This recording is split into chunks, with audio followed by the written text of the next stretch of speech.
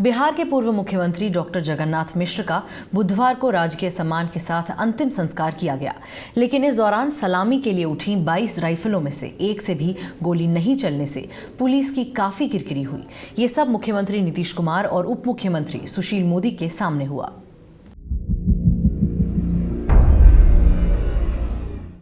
हमेशा से अपने कारनामों से सुर्खियों में रहने वाली बिहार पुलिस एक बार अपने एक और कारनामे के चलते सुर्खियों में है। मामला बिहार के पूर्व मुख्यमंत्री डॉक्टर जगन्नाथ मिश्र के अंतिम संस्कार का है। सुपैल में बुधवार को राजकीय सम्मान के साथ राज्य के पूर्व मुख्यमंत्री डॉक्टर जगन्नाथ मिश्र का अंतिम संस्कार किया गया, लेकिन इस दौरान सलामी के लिए उठी 22 राइफलों में से एक से भी गोली नहीं चली।